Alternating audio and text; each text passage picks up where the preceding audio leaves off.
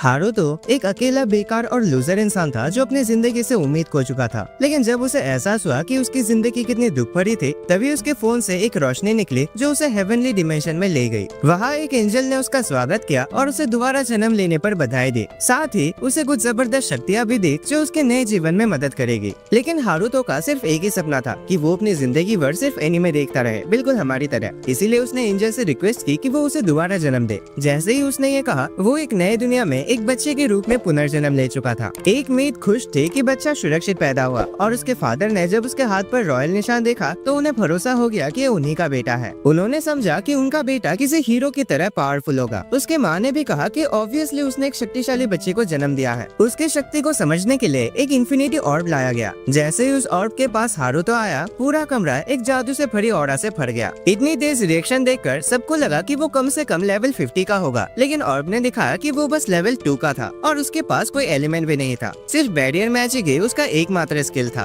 राजा हैरान था कि ऐसा बच्चा कैसे पैदा हो गया जिसमें कोई शक्ति नहीं है। उसने सोचा कि शायद कुछ गड़बड़ हुई है और फैसला लिया गया कि सबको कह दिया जाए कि वो बच्चा जन्म के समय ही मर गया और यहाँ हारुतो को जंगल में छोड़ देने का आदेश दिया गया। उसी समय एंजल को याद आया कि उसने गलती से हारुतो को इतना ओवरपावर्ड बना दिया था कि इस दुनिया के डिवाइसेस उसके असली शक्ति को नाप ही नहीं सकते। इनके इंस्ट्रूमेंट सिर्फ 100 लेवल तक ही नाप सकते थे, जबकि उसने हारुतो का लेवल 1200 तक सेट कर दिया था और गलती से उसको कोई एलिमेंट भी नहीं दिया। हारुतो खुद को एक जंगल में अकेला पाता है और कुछ कर भी नहीं सकता क्योंकि वो सिर्फ एक बच्चा है। उसे याद आता है कि लोगों ने कहा था कि वो बैरियर मैजिक का यूज कर सकता है, इसीलिए वो इसे ट्राई करने का फैसला करता है। वो अपने मन में एक क्यूब इमेजिन करता है और उसे बनाने में सफल हो जाता है। उसे कंट्रोल करना काफी आसान लगता है, यहाँ तक कि वो उसका साइज और शेप आसानी से बदल सकता है। फिर वो इस क्यूब का इस्तेमाल खुद पर करता है और इससे हवा में उड़ने लगता है। तभी अचानक एक बड़ा सा भेड़िया सामने आ जाता है। हारू घबरा जाता है, लेकिन उसका बैरियर उसे बचा लेता है। हारू तो कुछ पेड़ों को अपने बैरियर के थ्रू उठाता है और उन्हें भेड़िए पर फेंकता है। भेड़िया फिर भी उठकर खड़ा हो जाता है, इसीलिए हारू और भी बड़ा अटैक करता है। जमीन का एक बड़ा टुकड़ा ही उखाड़ लेता है। तभी भेड़िया चिल्लाता है और हारू को समझ आता है कि भेड़िया बोल सकता है। भेड़िया उसकी ताकत देखकर हैरान हो जाता है, सोचता है कि हारू नॉर्मल इंसान नहीं हो सकता। हारू बात करने की कोशिश करता है, लेकिन उसकी बातें साफ नहीं होती, इसीलिए वो एक आइडिया सोचता है। वो एक बैरियर बनाता है जो उसके विचारों को आवाज में बदल देता है और ऐसे अब वो नॉर्मल तरीके से बोल सकता है। भेड़िया उससे पूछता है कि वो कौन है। हारू अपना इंट्रोडक्शन देता है और बताता है कि उसे उसके लो मानव लेवल के कारण छोड़ दिया गया है। लेकिन भेड़िया इस बात पर यकीन नहीं करता क्योंकि उसे हारू के अंदर एक जबरदस्त पावर महसूस होती है। वो सोचता है कि हारू शायद डीमन किंग का पुनर्जन्म है। हारू इस बात में साथ देता है और भेड़िया तुरंत उसकी बात मान लेता है। भेड़िया सरेंडर करता है और कहता है कि हारू उसे खत्म कर दे, लेकिन हारू तो कहता है कि अगर वो दोबारा उस पर अटैक नहीं करेंगे तो ऐसा करने की जरूरत नहीं है। भेड़िया उसके दया से इम्प्रेस हो जाता है और वो अपने नाम फ्लेम फेनर की कसम खाता है कि वो कभी उसका विरोध नहीं करेगा।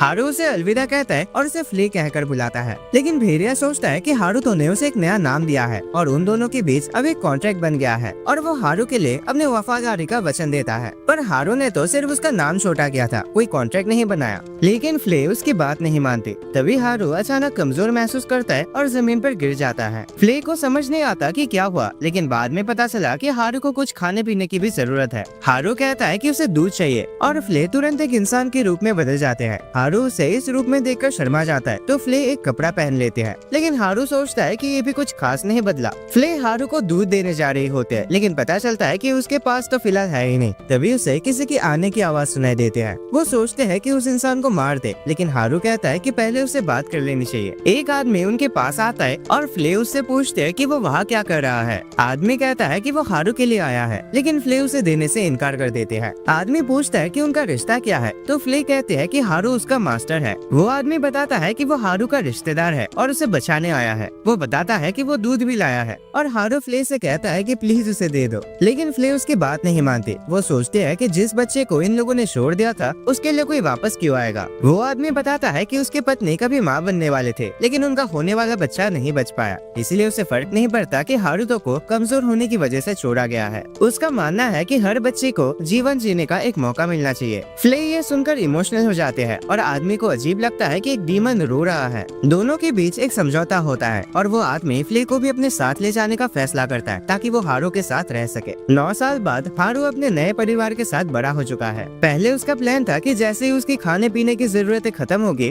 वो वहाँ से चला जाएगा, लेकिन वो परिवार इतना अच्छा था कि वो वहीं रुक गया। अब उसे बस एक ही दिक्कत है, उसकी बहन चार्लोट उसे बिल्कुल पसंद नहीं करती। फ्ले उनके घर की मेड के रूप में काम करते हैं और चार्लोट को फ्ले पसंद है, इसीलिए वो उसे खेलने के लिए कहते हैं। फ्ले कहते हैं कि उसका काम हारू का ध्यान रखना है, लेकिन हारू उसे खेलने का आदेश देता है, तो वो बाहर जाते हैं और चार्लोट उसके पीछे भागते हैं। हारू उन्हें अंदर से देखता है और उसकी माँ उससे कहते हैं कि इस बात को दिल पर मत लो। चार्लोट उस उम्र में है जहाँ उसे लड़कों के साथ कैसे बिहेव करना है समझ नहीं आता। हारू चिंता करता है कि कहीं चार्लोट को उसकी असली उम्र जो लगभग 30 साल है उसका एहसास तो नहीं हो गया, इसीलिए वो उसे अजीब लगता है। उसकी माँ कहते हैं कि उसे कुछ खास करना चाहिए जिससे वो जिम्मेदार लगे, शायद इससे चार्लोट का नजरिया बदल जाए। लेकिन हारू सोचता है कि वो बच्चों को समझने में अच्छा नहीं है। वो ये भी कहते हैं कि घर के वारिस होने के नाते उसे घर के बाहर निकलना चाहिए, हमेशा अपने कमरे में रहने की जगह। लेकिन हारू फिर से अपने कमरे में लौट आता है और सोचता है कि उसे यहाँ से निकल जाना चाहिए, वरना उसके माँ बाप उसे और ज्यादा उम्मीदें रखने लगेंगे। लेकिन वो ये भी जानता है कि अगर उसने फ्ले को साथ ले लिया तो चार्लोट उससे और भी ज्यादा नफरत करेगी और फ्ले कभी भी पीछे रहना नहीं चाहेगी। अब हम देखते हैं कि हारू ने बैरियर मैजिक का यूज करके अपना एक क्लोन बनाया है ताकि एक दिन उसकी जगह उसे छोड़ सके, लेकिन अब तक ना तो वो मूव कर सका और ना ही बोल सका। तभी उसके फादर उसके कमरे का दरवाजा नॉक करता है और उसे बाहर ले जाता है, जहाँ वो उसे तलवार चलाना सिखाना चाहता है। हारू को इसमें कोई इंटरेस्ट नहीं होता, लेकिन उसके फादर कहता है कि जब उसका माना लेवल इतना लो है तो उसे दूसरे स्किल्स भी सीखने चाहिए। हारू सिर्फ आराम करना चाहता है, लेकिन उसके फादर के कहने पर वो ट्राई करता है। हारू जानता है कि उसका फादर एक एक्सपीरियंस्ड वॉरियर है, इसीलिए वो अपने आप को प्रोटेक्ट करने के लिए बैरियर कास्ट करता है और उन पर हमला करता है, जिससे उनके तलवार टूट जाते हैं। उसके फादर यकीन नहीं कर पा रहे थे कि हारू इतना पावरफुल कैसे हो गया, और खुद हारू भी हैरान था। हमें पता चलता है कि उसने अपने शक्ति चेक करने के लिए एक और भी पावरफुल क्रिस्टल बॉल का यूज किया, सोच कर कि शायद उसका लेवल 100 के आसपास हो, लेकिन फिर भी उसका लेवल 2 ही दिखाता रहा। अब वो ये सोचता है कि आखिर उसे एंजल ने कौन से पावर्स दिया है। उस रात हारू के फादर अपनी वाइफ को स्वॉर्ड ट्रेनिंग के मैच के बारे में बताते हैं, लेकिन वो परेशान है कि कहीं हारू एक डीमन तो नहीं है।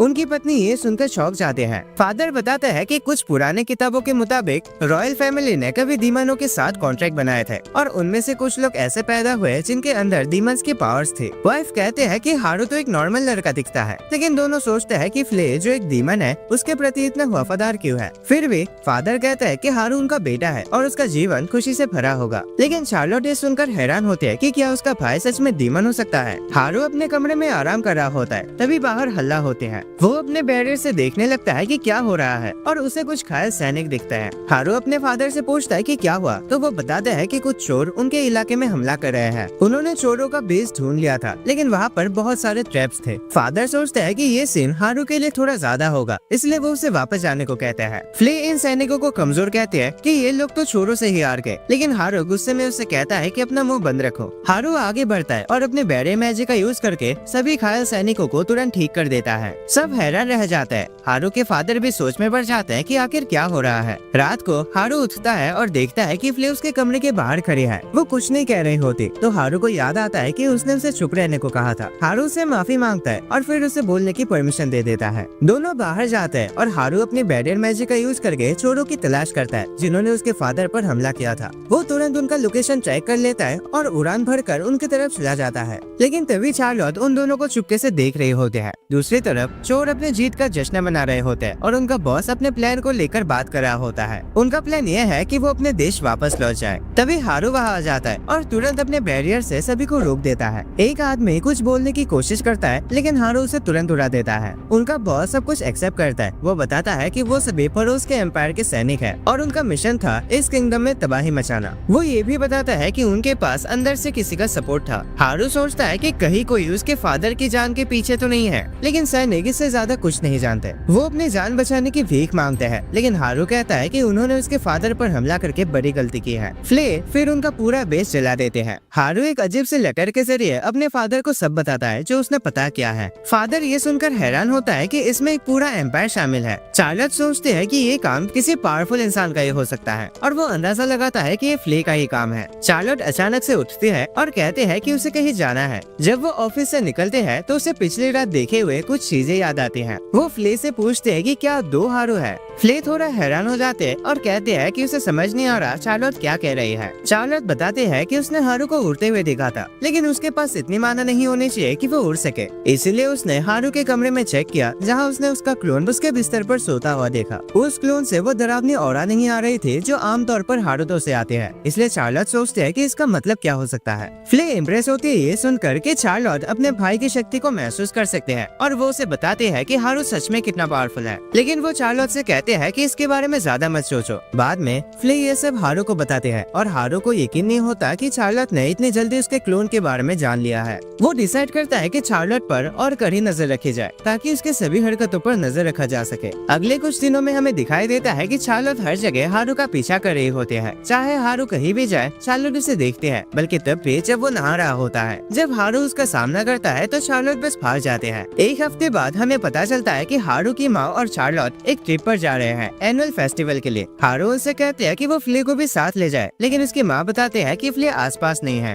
तभी हारू को याद आता है कि उसने फ्ले को कहा था कि वो जंगल में मॉन्स्टर्स को डराए ताकि वो उनके शहर पर हमला न करे। बाद में हारू का अलार्म बजता है और उसे याद आता है कि उसने चार्लोट पर जो सर्वेलेंस सिस्टम लगा था उसने अलर्ट भेजा है। फिर हम देखते हैं कि उनकी गाड़ी पर रॉयल सोल्जर्स ने अटैक किया है और चार्लोट को उसकी माँ नटेलिया उठाकर ले जाते हैं। सोल्जर्स उनका पीछा करते हैं और मैजिक का यूज करते हैं, लेकिन नटेलिया उसे ब्लॉक कर लेते हैं। फिर भी उसके पैर में चोट लग जाते हैं। चार्लोट अचानक एक आवाज सुनती है जो उसे डायरेक्शन देते हैं और वो अपनी माँ को भागने को कहते हैं। नटालिया हैरान होती है कि ये इंस्ट्रक्शंस कौन दे रहा है, लेकिन ऐसे करके वो एक किनारे तक पहुँच जाते हैं। चार्लोट कहते हैं कि जंप करना चाहिए और वो दोनों मैजिक के जरिए नीचे उतर जाते हैं। नीचे एक केव मिलती है, लेकिन नटालिया को लगता है कि वहाँ छुपना मुश्किल होगा क्योंकि रोशनी ज्यादा है। नटालिया डिसाइड करते हैं कि वो उस इंसान को ढूंढेगी जो उन्हें डायरेक्शन दे रहा था और सोचते हैं कि वो जरूर एक हीरो होगा। वो चार्लोट से कहते हैं कि चुपचाप उस गुफा में रुके और खुद निकल जाते हैं। जैसे वो केव के बाहर जाते हैं, एंट्रेंस पर इल्यूजन मैजिक हो जाता है जो उसे छुपा देता है। तभी सोल्जर्स उसके पास पहुँच जाते हैं। नटालिया सोचते है कि अगर वो पकड़ी गई तो अच्छा नहीं होगा, इसीलिए वो अपनी जान लेना चाहते हैं। लेकिन उसका ब्लेड अचानक टूट जाता है क्योंकि हारू सही वक्त पर वहाँ पहुँच जाता है। हारू गुस्से से भरा होता है और तुरंत सभी सोल्जर्स को उड़ा देता है। वो चार्लोट को पुकारता है और कहता है कि अपनी माँ का ख्याल रखे, लेकिन चार्लोट उसकी ऑरा से इतनी देर जाती है कि उसे लगता है कि ये उसका भाई हो सकता है। वो हिम्मत करके हारू के सामने आ जाते हैं। हारू हैरान होता है उसे अपना नाम लेते सुनकर। चार्लोट उससे पूछते है कि क्या वो न्याय का हीरो है। हारू थोड़ा कंफ्यूज होता है, लेकिन एक्टिंग करता है और हाँ कहता है। चार्लोट एक्साइटेड हो जाते हैं ये सोच कर कि हारू अपनी शक्ति का इस्तेमाल बुराई से लड़ने के लिए करता है। वो उससे माफी मांगते हैं कि उसे पहले उसकी असली पहचान का पता नहीं चला, लेकिन हारू कहता है कि उसे ये बात सीक्रेट रखनी होगी। रात को हारू के फादर को इस हादसे की रिपोर्ट मिलती है और वो सोच में पड़ जाता है कि ये रहस्य से भरा आदमी कौन है जो उनकी मदद कर रहा है। वो हारू से पूछता है कि क्या उसके पास कोई आइडिया है, लेकिन हारू बस इतना कहता है कि जब तक वो आदमी उनकी मदद कर रहा है उसे अपनी मर्जी से रहने देना चाहिए। चार्लोट और नटालिया वापस लौट आते हैं और चार्लोट तुरंत हारू से जाकर चिपक जाते हैं। वो कहते हैं कि उसने उसे कितना मिस किया और उनकी माँ हैरान होती है कि ये दोनों इतने करीब कब हो गए। चार्लोट कुछ नहीं बताती, बस कहते हैं कि अब उसे हारू से प्यार हो गया है। हारू इस बात से खुश होता है, लेकिन फ्ले को उनके इस नए रिश्ते से जलन महसूस होती है। उसके बाद चार्लोट हर दिन उसके कमरे में घुस जाते हैं और खेलने की जिद करते हैं। अब हारू को उससे निपटना मुश्किल लगने लगा है क्योंकि चार्लोट उसे कुछ ज्यादा ही पसंद करते हैं। चार्लोट पूछते हैं कि वो क्या कर रहा है, तो हारू बताता है कि वो अपने मैजिक से नजर रख रहा है। चार्लोट हैरान होते हैं कि वो एंशिएंट मैजिक का इस्तेमाल कर सकता है। हारू कहता है कि ये मैजिक सीखना मुश्किल है क्योंकि ये एक बहुत ही पुरानी मैजिक है, लेकिन चार्लोट कहते हैं कि उसने इसके बारे में कुछ किताबों में देखे हैं। फिर वो उसे उनके महल ले जाते हैं। हारू हैरान होता है देखकर कि उनके पास इतनी बड़ी लाइब्रेरी है और चार्लोट उसकी मदद करते हैं कुछ बुक्स उठाने में। हारू को पता चलता है कि उसका बैरियर मैजिक भी असल में एंशिएंट मैजिक के रूप में जाना चाहता है और उसे हैरानी होती है कि चार्लोट ऐसे बुक्स पढ़ रही है। उसे लगता है कि ये बुक्स उसके लिए मुश्किल होनी चाहिए, लेकिन चार्लोट बताते हैं कि उनके फादर उसे पढ़कर सुनाया करते थे। चार्लोट हारू से कहते हैं कि वो भी उसे पढ़कर सुनाए और उसकी गोद में बैठ जाते हैं। हारू एक बड़े भाई की तरह उसकी बातें सुनता है। वो दोनों पढ़ते हैं कि कुछ देवता ऐसे होते हैं जो अलग अलग दुनिया में ट्रैवल कर सकते हैं। हारू को लगता है कि ये किसी एनिमे स्टोरी जैसा लग रहा है। चार्लोट पूछते हैं कि वो क्या होता है। हारू सोचता है कि चार्लोट समझ नहीं पाएगी, लेकिन चार्लोट कहते हैं कि वो पूरी कोशिश करेगी। हारू उसे समझाता है कि एनिमे एक ऐसी ड्राइंग होती है जो हिलती है। वो इस बारे में बताते हुए एक्साइटेड हो जाता है और चार्लोट कहते हैं कि काश वो भी उसे देख सकते। तब हारू डिसाइड करता है कि वो कोई तरीका ढूंढेगा जिससे चार्लोट भी एनिमे देख सके। 2 हफ्ते बाद हारू जापान के इंटरनेट तक पहुंचने में कामयाब हो जाता है और उसे पता चलता है कि उसका पुराना नेटफ्लिक्स अकाउंट अभी भी काम कर रहा है। वो चार्लोट के लिए एक बच्चों का अकाउंट बनाता है और उसे उससे कहता है कि जो चाहे देख ले। चार्लोट एक मैजिकल गर्ल वाले शो को चूज करते हैं और हैरान रह जाते हैं कि ड्राइंग्स वाकई हिल सकती है। उसे ये सब बहुत अनोखा लगता है, लेकिन वो जापानीज समझ नहीं पाते। हारू सोचता है कि एक नए लैंग्वेज को सीखना थोड़ा मुश्किल हो सकता है, लेकिन फिर सोचता है कि चार्लोट अभी छोटी है तो सीख लेगी। वो उसे अल्फाबेट सिखाना शुरू करता है और ये देखकर हैरान रह जाते हैं कि चार्लोट सिर्फ 2 घंटे में सब कुछ सीख लेते हैं। 2 हफ्ते बाद चार्लोट अचानक से उसके रूम में घुस जाते हैं और कहते हैं कि उसे अपने फेवरेट शो का लास्ट एपिसोड देखना है। सीन में दिखाया जाता है कि ज़ॉम्बीज एक शहर में तबाही मचा रहे हैं, लेकिन जस्टिस के हीरोज उनका सामना करते हैं। हारू को लगता है कि चार्लोट ने सिर्फ एनिमे देखकर ही जापानीज लैंग्वेज मास्टर कर ली है। हारू ये भी सोचता है कि शायद वो एक जीनियस है। उसे खुशी होती है कि चार्लोट एंजॉय कर रही है, लेकिन वो सोचता है कि उसे एक बच्चे को स्पॉइल नहीं करना चाहिए। तो वो उससे कहता है कि वो दिन में सिर्फ 3 घंटे तक ही एनिमे देख सकता है। चार्लोट उदास हो जाते हैं और पूछते हैं कि उसने उसके साथ ऐसा क्यों किया। हारू कहता है कि उसकी भलाई के लिए है। रात को डिनर के दौरान चार्लोट थोड़ी सी नींद में होती है। उनके फादर पूछते हैं कि चार्लोट हारू के रूम में क्या करते हैं, तो चार्लोट कहते हैं कि वो दोनों एंशिएंट मैजिक पर रिसर्च कर रहे हैं। उनकी माँ खुश होती है ये सुनकर कि दोनों मिलकर काम कर रहे हैं। डिनर के बाद चार्लोट उसका पीछा करते हैं, लेकिन हारू उससे कहता है कि आज के लिए और एनीमे अलाउड नहीं है, इसलिए उसे नहाकर सो जाना चाहिए। हारू नहाने जाता है और चार्लोट भी उसके साथ ज्वाइन करते हैं। चार्लोट सोचते है कि अब उसे सो जाना चाहिए क्योंकि वो एनीमे नहीं देख सकते, और हारू सोचता है कि वो एक टिपिकल एनीमे फैन जैसी बात कर रही है। चार्लोट हारू के सीने पर एक निशान देखते हैं और उसे एक हीरो की निशानी बोलते हैं जो न्याय का रखवाला है। हारू सोचता है कि चार्लोट ने थोड़ा ज्यादा एनीमे देख लिया है, लेकिन वो उससे कहता है कि इस बात को सीक्रेट रखना होगा क्योंकि आमतौर पर सभी हीरोज अपनी पहचान छुपा कर रखते हैं। वो दोनों गुड नाइट कहते हैं और हारू सो जाता है, लेकिन चार्लोट उसके साथ ही सो जाते हैं। उनकी माँ दूर से ये सब देखते हैं और खुश होते हैं कि दोनों इतने अच्छे से मिल रहे हैं, लेकिन हारू बस थोड़ा प्राइवेसी चाहता है। अगले दिन उनके फादर कुछ चोरों को पकड़ने के लिए निकल जाता है। चार्लोट को उनकी चिंता होती है और वो थोड़ी उदास हो जाते हैं। हारू उससे कहता है कि चिंता मत करो, पापा बिल्कुल ठीक रहेंगे। चार्लोट उससे कहते हैं कि उसे अपने पावर्स का इस्तेमाल करना चाहिए बुरे लोगों से लड़ने के लिए। वो उससे रिक्वेस्ट करते हैं उनके फादर के साथ जाने के लिए, और हारू को उसकी बात मानना ही पड़ता है। पर जाने से पहले चार्लोट कहते हैं कि उसे एनिमे जैसे ट्रांसफॉर्म करना चाहिए, तो हारू एक कॉस्ट्यूम पहनता है। उसे थोड़ा शर्म महसूस होता है, लेकिन चार्लोट को वो बहुत कूल लगता है। चार्लोट भी उसके साथ चलना चाहते हैं, लेकिन हारू कहता है कि ये बहुत खतरनाक है। चार्लोट थोड़ी उदास हो जाते हैं, लेकिन हारू उसे एक तरीका देता है उसके हीरो वाले काम देखने का। फिर हारू तुरंत निकल पड़ता है। वो चोरों को ढूंढने लगता है और उन्हें गुफा में पाता है। वो बैरियर मैजिक का यूज करके उन्हें सील कर देता है। जब वो उनके सामने आता है तो चोर हैरान हो जाता है। हारू खुद को न्याय का रखवाला बताता है, लेकिन चोर उस पर अटैक करने की कोशिश करते हैं। वो सभी को आसानी से हरा देता है, लेकिन ध्यान रखता है कि ज्यादा जोर न लगाए क्योंकि चार्लोट देख रही होते हैं। उसी वक्त उसके फादर वहाँ पहुँच जाते हैं और पूछते हैं कि वो कौन है। हारू एक रैंडम नाम बोलता है और उसके फादर सोचने लगता है कि क्या ये वही रहस्यमय आदमी है जो उनकी मदद कर रहा है। वो उसका मकसद पूछता है तो हारू कहता है कि वो बस न्याय के लिए काम कर रहा है। उसे खुद पर थोड़े शर्म आते हैं और वो तुरंत वहाँ से भाग जाता है। वो खुद पर यकीन नहीं कर पाता, लेकिन चार्लोट उससे कहते हैं कि वो बहुत कूल था और वो फिर से उसकी फाइट देखना चाहते हैं। हारू सोचने लगता है कि अब क्या उसे बार बार ये सब करना पड़ेगा।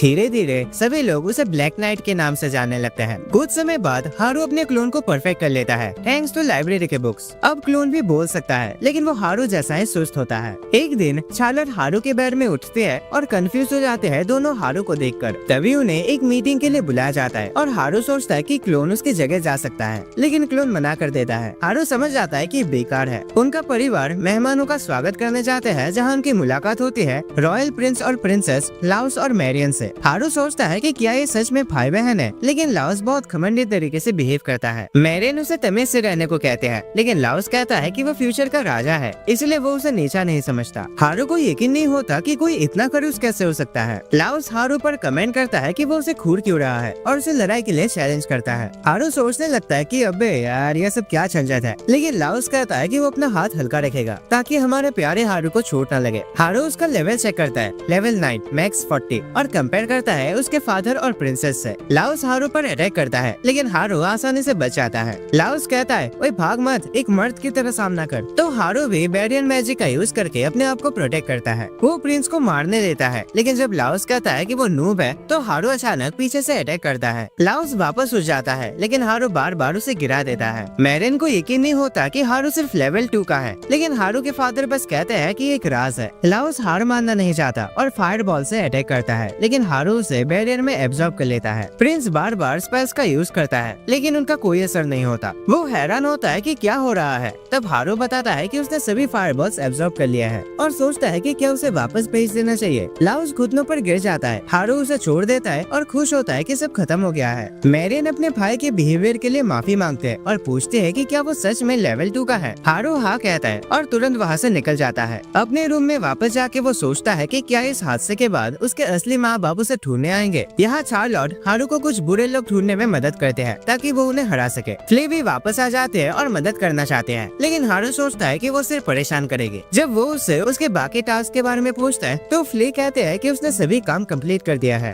अब वो एक्साइटेड है कि टीम बनाकर काम करे और कहते हैं कि हर हीरो को एक साथी की जरूरत होती है। जब हारू देखता है कि सब कितने एक्साइटेड है तो उसके पास कोई और ऑप्शन नहीं होता और उसे उनके साथ चलना पड़ता है। यहाँ हम देखते हैं छोरों के ग्रुप को जो अपना मिशन स्टार्ट करने वाले होते हैं, लेकिन तभी हारू वहाँ आकर अपना इंट्रोडक्शन देता है कि वो ब्लैक नाइट है। फ्ले भी अपने आप को क्रिम्सन नाइट कहकर इंट्रोड्यूस करते हैं। चोर कंफ्यूज हो जाते हैं और फ्ले अपने फ्लेम से उन्हें आग में चला देते हैं। हारू उसे याद दिलाता है कि उसने वार्निंग दी थी, लेकिन फ्ले नहीं सुनती और आग बरसाती रहते हैं। तो हारू अपने बैरियर से उसे रोकता है। फ्ले समझ नहीं पाते कि क्या हो रहा है और अपने पूरी पावर यूज करने वाले होते हैं, लेकिन तभी हारू उसे थोड़ा झटका देता है और याद दिलाता है कि वो इतनी ज्यादा नहीं कर सकते। फ्ले कहते हैं कि वो ज्यादा इन्वॉल्व हो गए थे, लेकिन फिर से आग लगाने जा रहे होते हैं। तो हारू उसे फिर से रोकता है और कहता है कि वो वापस चला जाए, आगे का वो खुद संभाल लेगा। बाद में हारू थक जाता है, लेकिन चार्लोट कहते हैं कि उनका काम जबरदस्त था। फ्ले हैरान होते हैं कि उसकी फायर अटैक क्यों फेल हो गए थे और सोचते हैं कि अगली बार और ज्यादा पावर लगानी पड़ेगी। हारू फिर से ये सब नहीं करना चाहता, लेकिन जब वो देखता है कि चार्लोट कितनी खुश है तो वो सोचता है कि शायद फिर से कभी करना पड़ेगा। इसी बीच लाओस सोचता है कि हारू ने उसे कैसे हरा दिया जबकि वो सिर्फ लेवल 2 का है। हम जानते हैं कि वो राजा बनने के लिए अपनी ताकत दिखाना चाहता था, लेकिन सब कुछ उल्टा हो गया।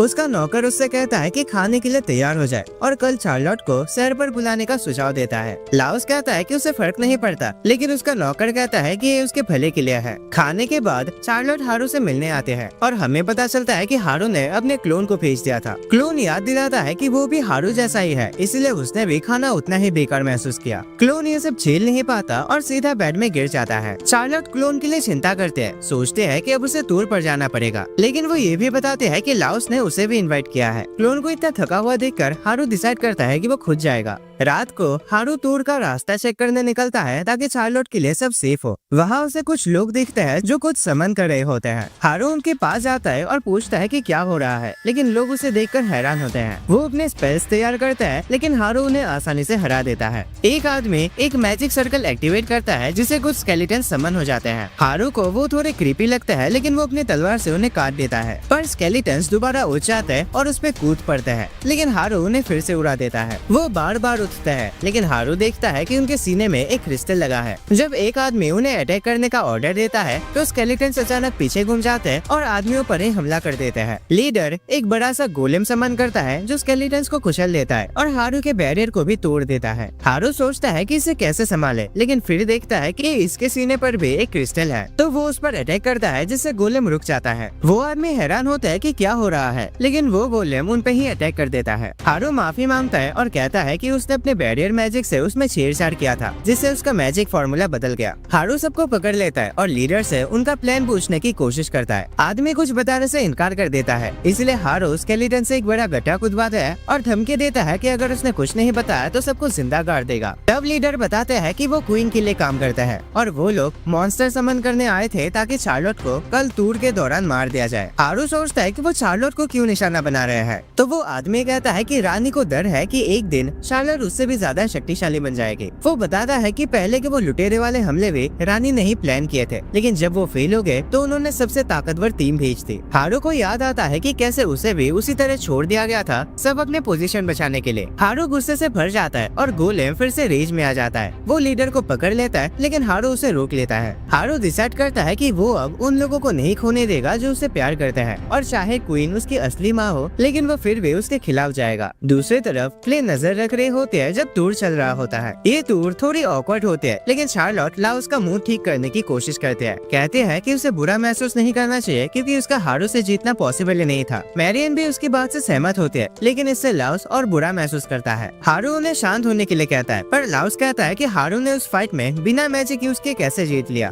हारू बताता है कि वो अपने आप को बफ कर सकता है ताकि स्ट्रॉन्ग हो सके। ये सुनकर लाओस और मैरियन दोनों हैरान हो जाता है, पर हारू को पता नहीं था कि ये कोई बड़ी बात है। लाओस सोचता है कि क्या हारू एक रिटर्न डीमन है, पर हारू को इस शब्द का मतलब नहीं पता। चार्लोट समझाते हैं कि जब कोई डीमन किसी इंसान से शादी करता है तो उसके पूरे परिवार या फिर वंश में डीमन एक पावर्स आ सकता है। मैरियन कहती है कि शायद उसके पावर्स इसी वजह से है, लेकिन वो ये भी नोटिस करते हैं कि हारू के सर पर कोई सींग नहीं है और वो एक नॉर्मल लड़के जैसा ही दिखता है। चार्लोट हारू के शरीर के बारे में कहते हैं कि वो पूरी तरह नॉर्मल है क्योंकि वो उसके साथ नहा चुके हैं। ये सुनकर सब लोग थोड़ा ऑकवर्ड हो जाते हैं। चार्लोट पूछते हैं कि इसमें गलत क्या है, लेकिन सब उसे बताने की कोशिश करते हैं कि ये आम बात नहीं होता। फिर सब अपने डेस्टिनेशन पर पहुंचते हैं और एक गेहूं के खेत को देखने लगते हैं। चार्लोट, मैरियन और लाउस भागकर खेत में चले जाते हैं, जबकि हारू अपने फादर से बात करता है। हारू उनसे एक सवाल पूछता है, अगर रानी सच में चार्लोट की जान लेना चाहते हैं तो क्या होगा। उसके फादर बताते हैं कि उन्हें ब्लैक नाइट का लेटर मिला था जब उनके पास रानी के जादूगर भेजे गए थे, इसीलिए ये बात सच हो सकती है। उन्हें पता है कि रानी उन्हें अपना दुश्मन समझते हैं, लेकिन वो कुछ नहीं कर सकते क्योंकि वो रानी है। हारू सोचता है कि काश वो गायब हो जाए, लेकिन फादर कहते हैं कि अगर ऐसा हुआ तो पूरा राज्य तबाह हो जाएगा। वो समझाता है कि राजा काफी पहले ही अपनी ताकत खो चुका था और अब बहुत से नोबल सिंहासन पर कब्जा करना चाहते हैं, लेकिन रानी सबको अपनी शक्ति से कंट्रोल में रखते हैं। हारू के जन्म के 2 साल पहले राजा ने एक सेना लेकर हमला किया था डीमन किंग के खिलाफ और उसके साथ रानी गिज़ेलोट भी थी। गिज़ेलोट ने डीमन किंग को अकेले ही हरा दिया था। उसके बाद वो पूरे राज्य में फेमस हो गए और उसकी शादी राजा से सभी ने स्वीकार की, लेकिन अब वो खुद राज्य पर कब्जा करना चाहते हैं। हारू के फादर कहते हैं कि जब तक कोई उससे भी ज्यादा शक्तिशाली इंसान उसकी जगह नहीं लेता तब तक कुछ नहीं हो सकता। उन्हें लगता है कि चार्लोट आसानी से उससे ज्यादा ताकतवर बन सकते हैं, लेकिन अभी वो बहुत छोटी है, इसीलिए वो हारू से रिक्वेस्ट करते हैं कि तब तक उसका ध्यान रखे। फ्ले रानी को हटाने के लिए तैयार हो जाते हैं, लेकिन हारू मना कर देता है, कहता है कि ये उसका पर्सनल मामला है और वो खुद ही इसे निपटाना चाहता है। उसे लगता है कि रानी दोबारा चार्लोट पर हमला करने वाली है, इसीलिए वो डिसाइड करता है कि अब समय आ गया है एक मुलाकात करने का। हारू की माँ गिज़ेलोट को चार्लोट पर हुई हमले की असफलता की रिपोर्ट मिलती है और उसे ये भी पता चलता है कि ब्लैक नाइट चार्लोट की रक्षा कर रही है। वो गुस्से में अपना ड्रिंक फेंक देती है और अपने लोगों को निकम्मा कहकर कहती है कि अब उसे खुद ही सब कुछ संभालना पड़ेगा, लेकिन उसी वक्त हारू वहाँ आ जाता है और तुरंत ही अपने बैरियर से उसके लोगों को हरा देता है। गिज़ेलोट हैरान होते है कि हारू उसके कैसल में कैसे घुस आया, जो कि बैरियर से सुरक्षित होना चाहिए था। हारू कहता है कि वो बैरियर्स बहुत कमजोर थे, उसने बस उन्हें तोड़ दिया। गिज़ेलोट तैयार हो जाते हैं लड़ने के लिए और हारू को हैरानी होती है कि वो लगातार 3 स्पेल चला सकते हैं। हारू एक पानी के गुब्बारे में फंस जाता है जिसमें वो डूबने लगता है, लेकिन वो बैरियर का यूज करके वहाँ से बाहर निकल जाता है। गिज़ेलोट फिर आइस मैजिक का यूज करते हैं, लेकिन हारू उससे भी रोक लेता है। फिर वो फायर मैजिक का ब्लास्ट करते हैं। हारू जमीन पर गिर जाता है और गिज़ेलोट सोचने लगते हैं कि वो जीत गए, लेकिन हारू फिर से खड़ा हो जाता है जैसे कुछ हुआ ही ना हो। गिज़ेलोट सोच में पड़ जाते हैं कि आखिर ये लड़का है कौन। हारू आगे बढ़ता है और एक जबरदस्त अटैक करता है। गिज़ेलोट मुश्किल से अपनी रक्षा करवाते हैं। उसे लगता है कि हारू डीमन किंग से भी ज्यादा शक्तिशाली है और उसके माना खत्म होने लगते हैं, लेकिन वो फिर भी तलवार उठाकर हारू पर हमला करते हैं। हारू भी अपने तलवार से उसका सामना करता है। गिज़ेलोट उस पर हावी होने की कोशिश करते हैं, सोचते हैं कि तलवारबाजी में कोई उसका मुकाबला नहीं कर सकता, लेकिन हारू उसकी तलवार छीन लेता है। फिर वो उसके गले के आसपास एक कॉलर बना देता है और कहता है कि अगर उसने उसे हटाने की कोशिश की तो उसका सर उड़ जाएगा। गिज़ेलोट पूछते हैं कि वो चाहता क्या है। हारू कहता है कि उसकी सिर्फ एक ही डिमांड है, चार्लोट और उसके परिवार से दूर रहो, और अगर उसने ये बात नहीं मानी तो अंजाम बुरा होगा। 5 साल बाद भी सब कुछ शांति है और हम देखते हैं कि चार्लोट बर्फ में खेल रही है। हारू को बाहर ठंड लग रही होती है, इसलिए उसका मन करता है कि वो बस अपने कमरे में वापस चला जाए। वो सोचता है कि क्या फ्ले को उसके कपड़ों में ठंड लग रही है, और हम देखते हैं कि वो असल में कांप रही होती है, लेकिन वो फिर भी कहते हैं कि सब कुछ ठीक है। हारू उसके झूठ को समझ जाता है, इसीलिए वो उसे एक नया आउटफिट देता है और कहता है कि अगर कोई दिक्कत हो तो बोलना चाहिए। चार्लोट उसे एक स्पेशल मूव के बारे में बताती है जो उसने सोचा है। वो कहते हैं कि वो खुद इसे यूज नहीं कर सकते क्योंकि उसमें इतनी ताकत नहीं है, इसलिए वो चाहते हैं कि हारू इसे ट्राई करे। वो उसे स्टेप बाय स्टेप समझाते हैं कि कैसे करना है, और हारू को लगता है कि काफी बेकार आइडिया है, लेकिन वो उसे मना भी नहीं कर सकता। वो अपना मैजिक तैयार करता है और एक मंत्र बोलता है जो थोड़ा ऑकवर्ड लगता है। जैसे वो स्पेल यूज करता है, जमीन में एक बड़ा सा गड्ढा बन जाता है। चार्लोट इम्प्रेस हो जाते हैं और हारू खुश होता है कि उसने उसे खुश कर दिया, लेकिन तभी उनके माँ बाप वहाँ आ जाते हैं और पूछते हैं कि ये सब क्या हो रहा है। हारू तुरंत अपना मैजिक यूज करके ब्लैक नाइट को समन करता है जो हवा में उड़ जाता है। हारू उन्हें समझाने की कोशिश करता है कि ये गड्ढा ब्लैक नाइट ने बनाया है जो यहाँ से गुजर रहा था और अपना स्पेशल अटैक दिखाया। चार्लोट भी तुरंत इस बात से सहमत हो जाते हैं और उसके फादर डिसाइड करते हैं कि वो भी इस बात को ज्यादा सीरियसली नहीं लेंगे। जैसे चार्लोट खेलना कंटिन्यू करते हैं, हारू अपने फादर से पूछता है कि सब कुछ कैसा चल रहा है। उनके फादर बताते हैं कि रानी कुछ सालों से पब्लिक में नहीं आए हैं, लेकिन उन्हें खुशी है कि चार्लोट की जान पे अब तक कोई नया खतरा नहीं आया। उन्होंने सुना है कि अब रानी एक स्लीव कॉलर पहनती है, इसलिए उन्हें लगता है कि शायद इस वजह से वो शांत है। हारू बस इतना सोचता है कि सब कुछ कितना पीसफुल है और अब वो फाइनली एक आराम भरी जिंदगी जी सकता है। लेकिन उसके फादर अचानक बताते हैं कि अब उसे स्कूल में जाना पड़ेगा। हारू ये सुनकर शॉक में हो जाता है और उनके फादर कहते हैं कि उन्होंने इस फैसले को रोकने की कोशिश की थी, लेकिन उनके बस में नहीं था। हारू तुरंत मना कर देता है क्योंकि उसे अपने पिछले जिंदगी के स्कूल के बुरे दिन याद आ जाते हैं और वो डिसाइड करता है कि अब वो इससे बचने का कोई तरीका ढूंढेगा। वापस घर में इस टॉपिक में फिर से बात शुरू होती है। हारू के फादर बताते हैं कि ये ऑर्डर सीधा राजा की तरफ से आया है।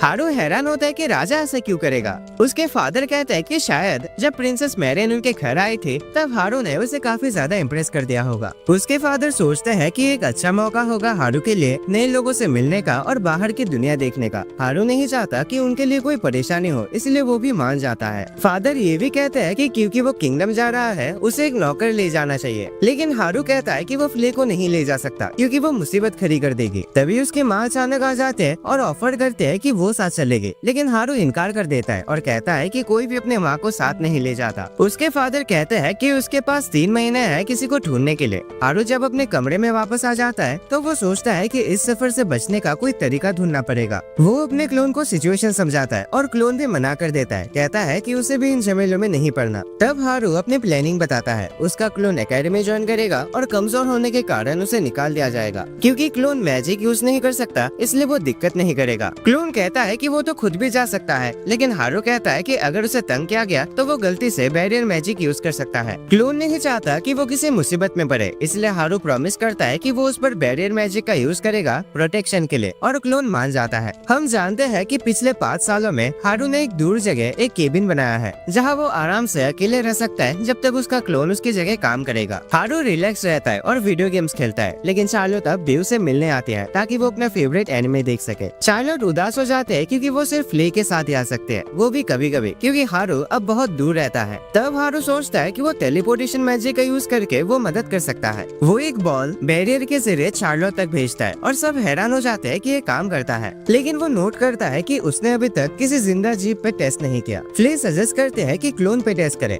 हारू एक मैजिक डोर खोलता है अपने रूम का और क्लोन को कहता है कि उसमें से चले जाए, लेकिन क्लोन समझ जाता है कि क्या हो रहा है और कहता है कि वो रिस्क नहीं लेगा। क्लोन मजाक करता है कि हारू खुद जाके ट्राई करे। फ्ले इरिटेट हो जाते हैं और तुरंत दरवाजे से कूद जाते हैं। क्लोन को खींचते हैं और उसे जबरदस्ती दरवाजे के अंदर फेंक देते हैं। इस टेस्ट के बाद वो कंफर्म करते हैं कि मैजिक काम करता है। हारू चार्लोट के लिए एक मैजिकल दरवाजा क्रिएट कर देता है ताकि वो कभी भी आ सके, लेकिन क्लोन वापस चला जाता है अपनी शांति पाने के लिए। जब हारू वापस चिल कर रहा होता है तभी उसे याद आता है कि उसे एक नौकर भी ढूंढना है। वो वॉक के लिए बाहर जाता है, लेकिन उसका रास्ता एक ऐसे गाँव तक पहुँचता है जो स्केलेटन से भरा हुआ है, लेकिन वो सब उसे अपना बॉस बुलाते हैं। पता चलता है कि ये वही स्केलेटन्स है जो 5 साल पहले उसने क्वीन के समनर्स को हराते वक्त छोड़े थे। स्केलेटन्स के लीडर जॉनी उसका स्वागत करते हैं उस विलेज में। हारू देखता है कि वहाँ और भी मॉन्स्टर्स है। जॉनी समझाता है कि उन्होंने उन सब भटक रहे मॉन्स्टर्स को अपना लिया है जिनके पास जाने की कोई जगह नहीं थी, लेकिन वो हारू को भरोसा दिलाता है कि सब तमीज से रहता है। जॉनी हारू को विलेज के अलग अलग हिस्सों का टूर देता है, जैसे कि उनके खेतों में वो क्या उगाते हैं वगैरह वगैरह। उनके खेत देखकर हारू चौंक जाता है क्योंकि ये मॉन्स्टर सिर्फ अपने खाने के लिए नहीं बल्कि दूसरे मॉन्स्टर्स के लिए भी उगा रहे हैं। जॉनी उसे और जगह दिखाता है और हारू सोचता है कि अगर जॉनी एक स्केलेटन नहीं होता तो शायद वो एक अच्छा नौकर बन सकता था, लेकिन जैसे जैसे जॉनी बोलता रहता है हारू रियलाइज करता है कि वो कुछ ज्यादा ही बोलता है और सोचता है कि अगर हर दिन उसे सुनना पड़ेगा तो वो पागल हो जाएगा। हारू वहाँ से निकल जाता है और नदी के पास थोड़ा रिलैक्स करने जाता है, लेकिन वहाँ वो 5 साल पुराना गोलेम भी होता है। यहाँ हमें पता चलता है कि वो असल में एक लड़की है और उसे हारू पे क्रश हो गया है। वो उसे एक फूल भी देते हैं। हारू सोचता है कि शायद वो एक अच्छी अटेंडेंट हो सकती है क्योंकि उसका स्वभाव शांत है, लेकिन आखिर में वो सोचता है कि वो थोड़ी ज्यादा बड़ी है। हारू वापस अपने केबिन में आता है जहाँ फ्ले उससे पूछते हैं कि वो अटेंडेंट के बारे में क्या कह रहा था, लेकिन हारू कहता है कि ये उसका पर्सनल मैटर है, जो सुनकर फ्ले उदास हो जाते हैं। अगले दिन फ्ले चार्लोट को मॉन्स्टर विलेज ले जाते हैं। चार्लोट इम्प्रेस हो जाते हैं कि उसके भाई ने सभी मॉन्स्टर्स को रहने की जगह दी है। वो उस विलेज को एक नाम देते हैं पेंडेमोनियम, और जॉनी को भी ये नाम पसंद आता है। इसी दौरान दूर ठंडे पहाड़ों में कुछ एडवेंचरर्स एक ब्लिजार्ड ड्रैगन का शिकार कर रहे होते हैं। वो उसे चोट पहुंचाता है जिस वजह से वो उड़ जाता है, लेकिन ज्यादा दूर तक नहीं जा पाता और बर्फ में बह जाता है। हारू को इस घटना के बारे में अपने फादर से पता चलता है, जो बताते हैं कि एक ड्रैगन उनके बॉर्डर के पास दिखा था। उन्हें चिंता होती है कि कहीं वो उनके इलाके में घुसकर सब कुछ बर्बाद न कर दे, इसलिए वो चाहते हैं कि फ्ले उसकी जांच करे। फ्ले कहते हैं कि वो सिर्फ हारू का आदेश मानते हैं, लेकिन जब हारू उससे कहता है कि वो जाए तो फ्ले कहते हैं कि उसने कभी किसी ब्लिजार्ड ड्रैगन के बारे में नहीं सुना, इसलिए उसे लगता है कि वो एक डरपोक होगा जो तब पहाड़ों में छुप गया जब डीमंस और इंसानों के बीच लड़ाई चल रहा था। इस वजह से वो उसकी मदद नहीं करना चाहते। हारू थोड़ा समय मांगता है सोचने के लिए, लेकिन जैसे ही वो लोग रूम से बाहर निकलते हैं वो देखते हैं कि चार्लोट चुपकर उनकी बातें सुन रहे थे। चार्लोट को ड्रैगन के लिए बुरा लगता है और वो फ्ले से कहते हैं कि उसकी मदद करे। फ्ले को मजबूरन हाँ कहनी पड़ती है। वो लोग पहाड़ों में जाते हैं और हारू को ड्रैगन मिल जाता है। ड्रैगन की हालत बहुत खराब होती है और एडवेंचरर्स भी वहाँ पहुँच जाते हैं, लेकिन हारू और फ्ले टाइम पर वहाँ पहुँचते हैं। फ्ले उन सबको अपनी आग में जलाने की कोशिश करते हैं, लेकिन हारू उन्हें बैरियर से बचा लेता है और सबको जमीन पर ले जाता है। हारू ड्रैगन से बात करने की कोशिश करता है, लेकिन ड्रैगन उसे इग्नोर करता है और फ्ले से पूछता है कि उसके जैसा एक ताकतवर डीमन एक इंसान की सेवा क्यों कर रही है।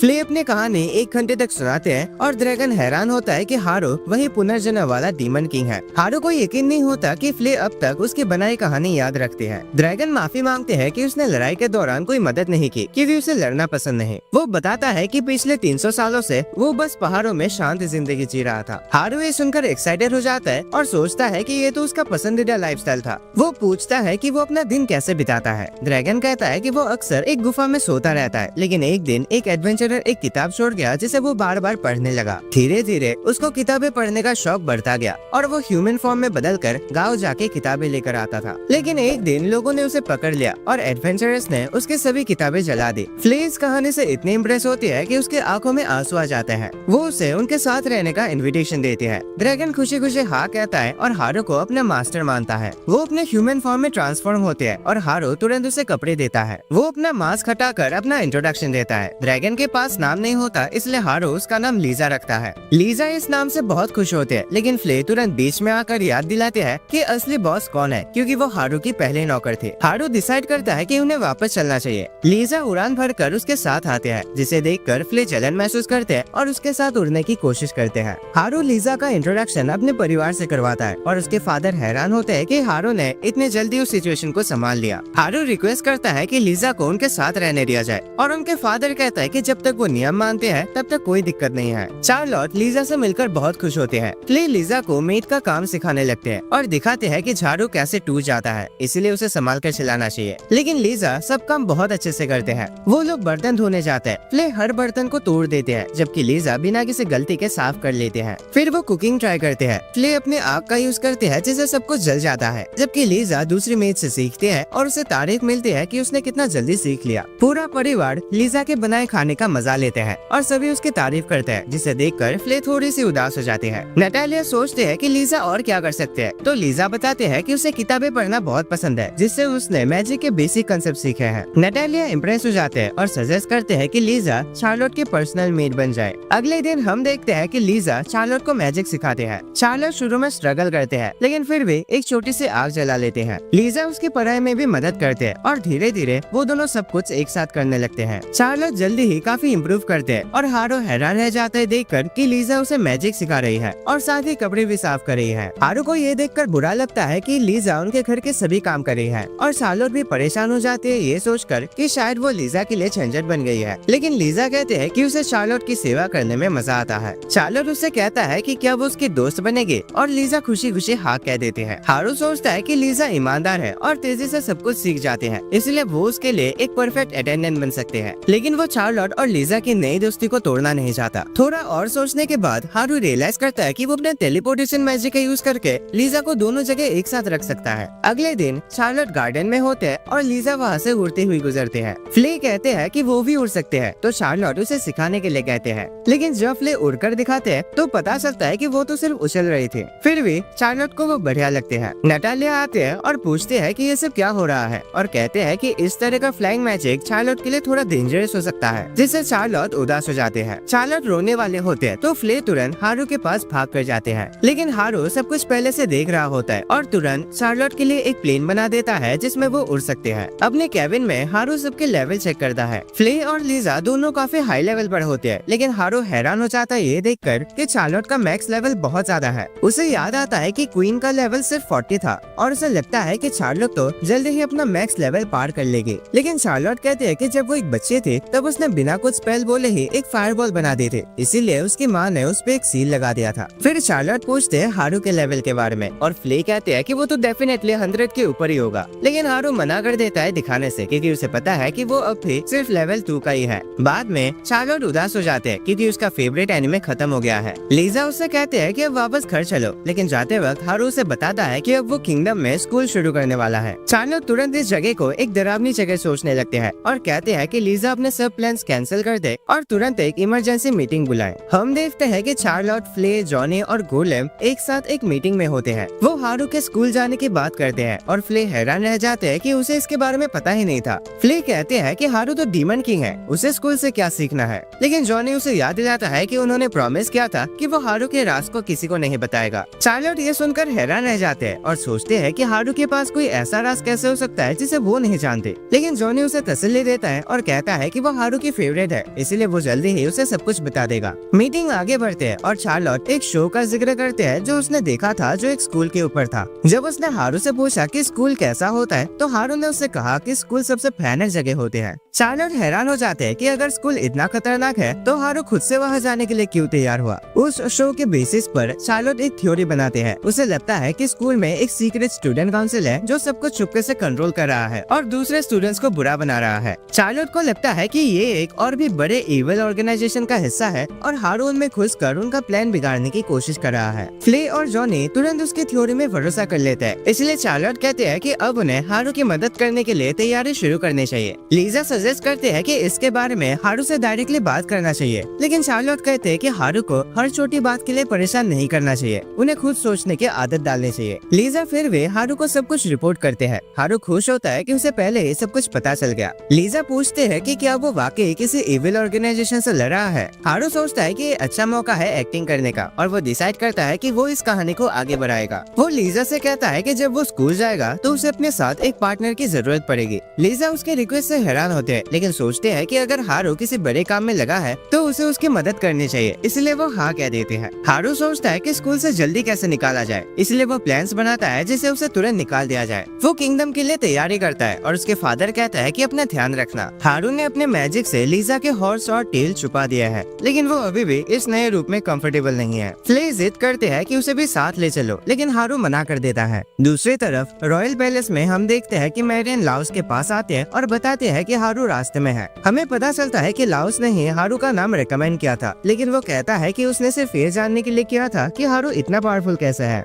वो ये भी बताता है कि मैरियन ने भी हारू के लिए किंग से बात की थी, जिससे वो थोड़ी एम्बेरस हो जाते हैं और लाउस से चिढ़ाता है कि वो हारू के लिए कुछ ज्यादा ही इंटरेस्टेड है। उसके बाद वो लोग एक ग्रुप के बारे में बात करते हैं जो रिसेंटली सामने आया है। वो चर्च के नाम पे काम करते हैं, लेकिन असल में वो लोग एक्सट्रीम्स है जो डीमंस की पूजा करते हैं। उनका प्रभाव पूरे किंगडम में बढ़ता जा रहा है और उन्होंने एकेडमी तक में भी घुसपैठ कर ली है। कुछ अफवाह यह है कि वो क्वीन को गिराने की प्लानिंग कर रहे हैं और कई नोबेल लोग भी उनके साथ जुड़ रहे हैं। लाउस को सुनने में आया है कि इन सब के पीछे उसकी माँ हो सकते हैं, लेकिन उसे ये नहीं पता कि वो क्या प्लान कर रही है। उसे लगता है कि उसकी माँ का बर्ताव पिछले 5 साल से अलग सा हो गया है। सब लोग जानते हैं कि किंग और क्वीन के बीच अब रिश्तों में समस्या है, इसलिए लाउस को लगता है कि उसकी माँ शायद चर्च का यूज करके किंगडम पे कंट्रोल पाना चाहते हैं। उसे नहीं पता कि वो क्या कर सकता है, लेकिन मैरियन को लगता है कि हारू ही इस पूरे सिचुएशन को अच्छे से कंट्रोल कर सकता है। उसके पास इतनी ताकत है कि वो अकेले ही पूरे ऑर्गेनाइजेशन को हरा सकता है। तभी अचानक गिजरोथ आते हैं। हमें पता चलता है कि मैरियन सिर्फ उसकी सौतेली बेटी है। गिजरोथ गुस्से में उसका गला दबाने लगते हैं क्योंकि उसे लगता है कि लोग उसके स्टेटस की वजह से उसे कम समझने लगे हैं। लाउस उसे रोकने की कोशिश करता है तो गिजरोथ उसे छोड़ देते हैं और कहते हैं कि वो तो बस मजाक कर रहे थे। गिजरोथ को भी पता है कि हारू उनके किंगडम आ रहा है और वो लाउस से भी कहते हैं कि हारू के साथ अच्छा बिहेव करे,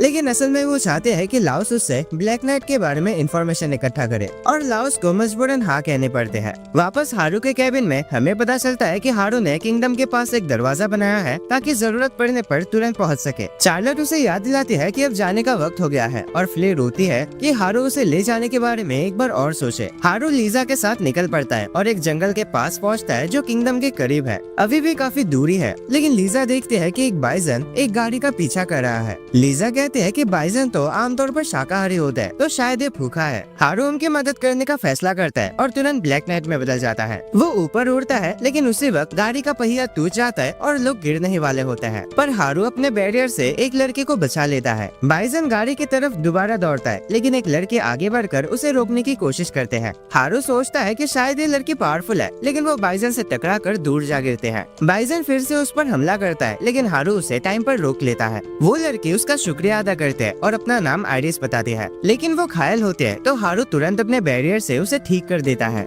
हारू गाड़ी भी रिपेयर कर देता है और आइरिस उसकी ताकत देखकर हैरान रह जाते हैं। हारू उससे पूछते हैं कि वो इतने पुराने गाड़ी में सफर क्यों कर रही थे। आइरिस बताते हैं कि सिर्फ वही एक गाड़ी उसके पास था, लेकिन वो वादा करते हैं कि किसी न किसी दिन इसका कर्जा वो जरूर चुकाएगी। हारू बाइजन को एक दूसरी जगह भेज देता है और उसके लिए खाना भी छोड़ता है। हारू और लीजा फिर अपने रास्ते चलते हैं, लेकिन लीजा कहते हैं कि आइरिस कुछ अलग सी थी, लेकिन वो एग्जैक्टली नहीं समझ पाते कि क्या। वो लोग एकेडमी में पहुंच जाते हैं, जहाँ एक लंबी लाइन लगे होते हैं। हारू जब दूसरे लोगों को देखता है तो उसका एंजाइटी बढ़ जाता है और उसे घर जाने का मन करता है। अंत में वो अंदर जाता है और उसे काफी काम दिया जाता है। जब वो अपने रूम तक पहुंचता है तो पूरा ठीक हो जाता है, इसलिए वो तुरंत एक दरवाजा बनाता है और वापस अपने कैबिन में लौट जाता है। चार्लोट और फ्ले उसे वापस देखकर खुश हो जाते हैं, लेकिन हारू बस आराम करना चाहता है। वो फ्ले से कहता है कि उसके लिए कुछ खाना बनाए, लेकिन चार्लोट सजेस्ट करते हैं कि किंगडम में जाकर कुछ खाते हैं। फ्ले हारू के लिए खाना बनाना चाहते हैं, लेकिन चार्लोट उसे उनके मिशन की याद दिलाती है, तो फ्ले भी मान जाते हैं। चार्लोट फ्ले को एक डिस्गाइज देते हैं ताकि लोग उसके डीमन होने का पता न लगा सके, लेकिन हारू को लगता है कि ये बहुत ऑब्वियस है, इसलिए वो अपने मैजिक से उसके कान और पूंछ को छुपा देता है। वो लोग शहर में जाते हैं और एक रेस्टोरेंट में खाना खाते हैं। चार्लोट फिर किंगडम का एक मैप निकालते हैं और आसपास के एरिया को जांच करने की प्लानिंग करते हैं। वो लीजा और फ्ले को आसपास इन्वेस्टिगेट करने का ऑर्डर देते हैं। हारू को समझ नहीं आता कि आखिर ये लोग कर क्या रहे हैं, लेकिन चार्लोट कहते हैं कि ये बस एक इम्पोर्टेंट प्लान है।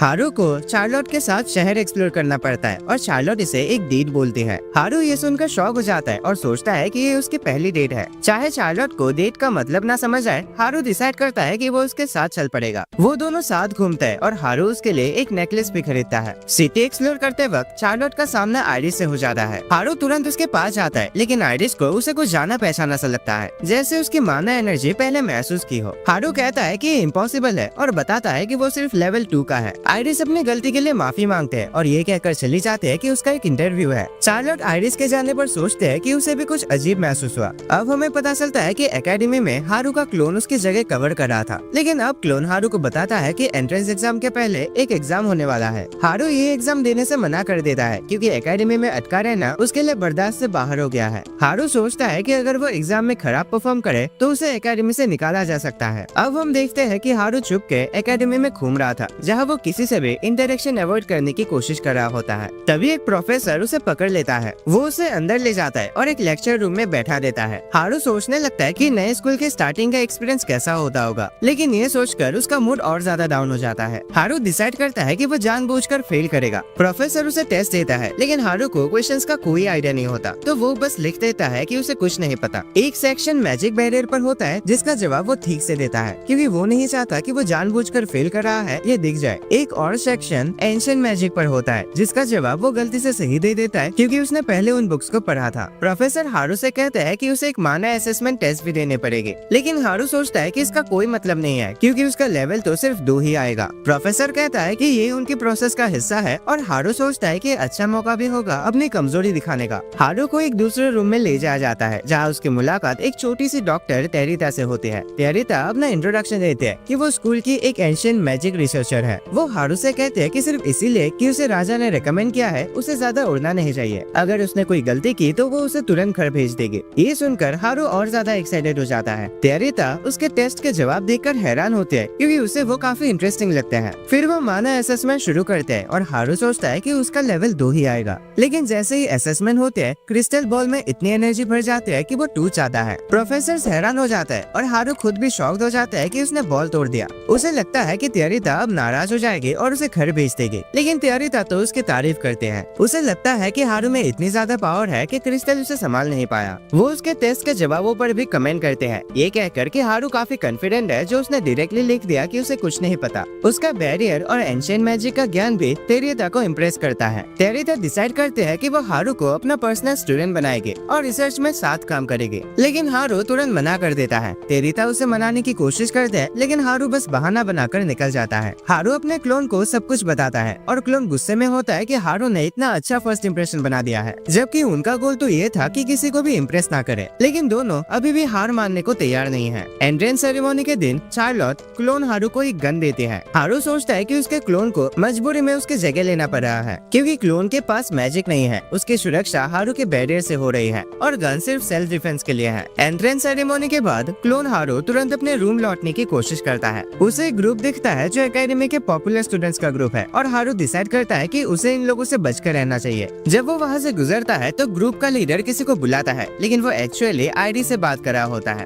क्लोन हारू सोचता है कि उसे बस रूम में लौट जाना चाहिए, लेकिन वो डायरेक्टली आईडी से टकरा जाता है। ग्रुप का दूसरा स्टूडेंट गुस्सा हो जाता है कि उसे इग्नोर किया जा रहा है। वो अपना इंट्रोडक्शन देता है। उसका नाम है स्नाइडर और वो स्टूडेंट काउंसिल का वाइस प्रेसिडेंट है। वो दोनों को टोकता है कि उन्होंने उसको अच्छे से रिस्पेक्ट नहीं दिया। आइरिस कहती है कि उसने तो अभी अभी एकेडमी ज्वाइन किया है, इसलिए उसे रूल्स नहीं पता। स्नाइडर फिर क्लोन हारू की तरफ इशारा करता है कि वो उसे बताए कि एकेडमी कैसे काम करते हैं। हारू एक्टिंग करता है कि जैसे उसके पेट में दर्द है और निकलने की कोशिश करता है, लेकिन स्नाइडर सोचता है कि वो उसका मजाक बना रहा है, इसलिए वो उसे सबक सिखाने का फैसला करता है। क्लोन हारू भागने की कोशिश करता है, लेकिन उसके पीठ पर एक अटैक लगता है। फिर भी वो तुरंत खड़ा हो जाता है और स्नाइडर यकीन नहीं कर पाता कि वो इतनी आसानी से ठीक कैसे हो गया। क्लोन हारू तुरंत दर्द का नाटक करता है, लेकिन इससे स्नाइडर और भी गुस्सा हो जाता है। आइरिस हारू को इसमें घसीटने के लिए माफी मांगते हैं, लेकिन उसे समझ नहीं आता कि स्नाइडर इतना गुस्से में क्यों है। क्लोन हारू को लगता है कि आइरिस के सोचने की शक्ति उससे भी ज्यादा घटिया है और वो सिचुएशन समझने में बिल्कुल बेकार है। स्नाइडर अपने आप को मजाक बनने नहीं देना चाहता और कई स्पेल्स एक साथ अटैक करने की तैयारी करता है। क्लोन हारू के पास और कोई रास्ता नहीं बचता, तो वो अपनी गन चलाता है और तुरंत भाग जाता है। हारू सब कुछ जान जाता है जो कुछ भी हुआ और उसका क्लोन बताता है कि अब तेरियता भी हाथ धोकर उसके पीछे पड़ गई है। हारू उसे घर भेज देता है आराम करने के लिए और खुद सोचता है कि अब क्या करे। तभी हारू को स्नाइडर के एक दोस्त से डुएल का चैलेंज मिलता है। हारू इसे मना करने की कोशिश करता है, लेकिन लड़की कहती है कि मना करना उसके परिवार के लिए बेइज्जती होगी। हारू सोचता है कि क्या झमेला है यार, शांति से जीने भी नहीं देते, और प्लान बनाता है कि कैसे बिना चोट खाए इस डुएल से बच सकता है।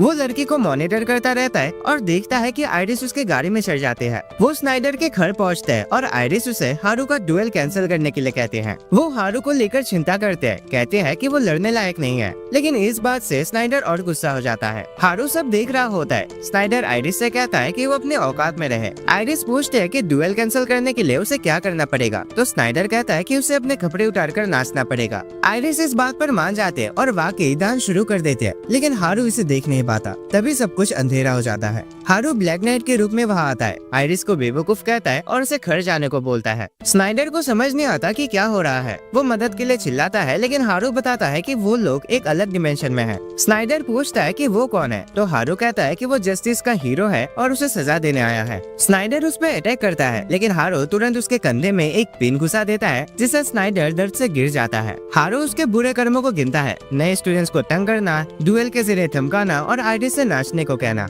हारू उससे कहता है कि अपने किए पर सोच विचार करे और बताता है कि जब तक वो अपने पापों का प्रायश्चित नहीं करेगा, वो पिन उसके कंधे में ही रहेगा। अगर उसने पिन निकालने की या मैजिक का इस्तेमाल करने की कोशिश की तो दर्द और बढ़ेगा। स्नाइडर फिर भी अटैक करता है, लेकिन इससे उसे और ज्यादा दर्द होता है। हारू फिर गायब हो जाता है और सब लोग वापस नॉर्मल हो जाते हैं। स्नाइडर का दोस्त उसे हील करने की कोशिश करता है, लेकिन इससे भी उसे और पेन होता है। स्नाइडर बदला लेने की कसम खाता है। अगले दिन हारू सभी स्टूडेंट्स का अटेंशन अट्रैक्ट करता है। सब लोग हैरान होते हैं और सोचने लगता है कि क्या वो वाकई सिर्फ लेवल 2 का है, क्योंकि उसने सिर्फ एक ही हिट में स्नाइडर को हरा दिया था। वो किसी तरह बचकर निकल जाता है और गुस्सा हो जाता है सोचकर कि उसका एक्सपेल होने का प्लान काम नहीं कर रहा। जैसे ही वो कुछ स्टूडेंट्स के पास से गुजरता है, उसे महसूस होता है कि उसके बारे में अफवाहें फैल रही है और लड़कियां तक कह रही है कि वो क्यूट है। वो तुरंत अपने कमरे की तरफ भागता है, लेकिन रास्ते में तेरियता उसे रोक लेती है। हारू बिना उसके बात सुने उसे तुरंत रिजेक्ट कर देता है। तेरियता जिद करते हैं कि वो उसके लैब में ज्वाइन करे, लेकिन हारू बस कह देता है कि उसे याद ही नहीं कि उन्होंने पहले क्या बात की थी और निकलने की कोशिश करता है। तेरियता दोबारा सब समझाने लगते हैं, बताते हैं कि एकेडमी में 2 कोर्सेस है,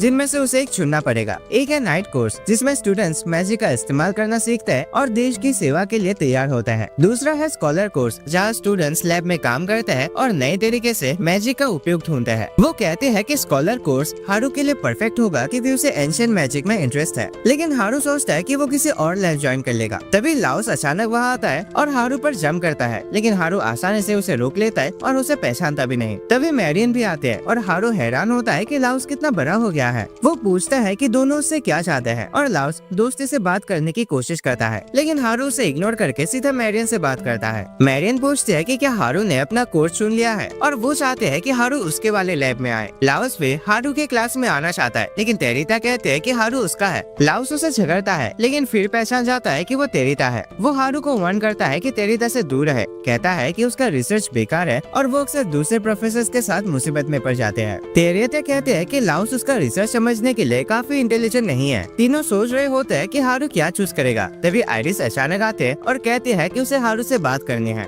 हारू को पता नहीं होता कि वो क्या चाहते हैं, लेकिन उसे लगता है कि ये अच्छा मौका है वहाँ से निकलने का, तो वो कह देता है कि उसने आइरिस के साथ पहले ही प्लान बना लिया था और तुरंत भाग जाता है। मैरियन को जलन होती है सोचकर कि उनका रिश्ता क्या हो सकता है। हारू बचकर निकल जाता है और आइरिस से पूछता है कि क्या काम है। आइरिस सोचते है कि क्या वो वाकई वही इंसान है जो पिछले दिन था, क्योंकि उसकी एनर्जी अब बिल्कुल अलग लग रही है। हारू हैरान हो जाता है कि आइरिस ने उसमें और उसके क्लोन में फर्क पहचान लिया है और रिफ्लेक्स में अपना बैरियर क्रिएट कर लेता है। आइरिस उस बैरियर को महसूस कर लेती है और हारू थोड़ा डाउट में आ जाता है, पूछता है कि उसे क्यों लग रहा है कि वो अलग है। आइरिस कहती है कि वो दिखता तो वैसे ही है, लेकिन पिछले दिन उसमें कोई मैजिक पावर्स नहीं थे, जबकि अब उसकी पावर्स बहुत ज्यादा महसूस हो रही है। हारू को याद आता है कि जब उसकी पहले मुलाकात फ्ले से हुई थी, तब भी उसने उसके पावर को बहुत ज्यादा कहा था। तो हारू सोचता है कि आइरिस भी एक डीमन हो सकते हैं, लेकिन आइरिस उसे यकीन दिलाती है कि वो एक इंसान है। फिर भी हारू को वो थोड़ी अजीब लगती है। वो आइरिस से कहता है कि वो अपने पावर्स को एक्सप्लेन नहीं कर सकता, लेकिन उसे बस इतना कहना चाहता है कि उसके दो रूप है, एक वो खुद और दूसरा है ब्लैक नाइट। आइरिस उसे माफी मांगती है कि उसकी वजह से उसे तकलीफ हुई और उसका शुक्रिया भी करते हैं मदद करने के लिए। फिर वो हारू से दोस्ती करने की गुजारिश करते हैं।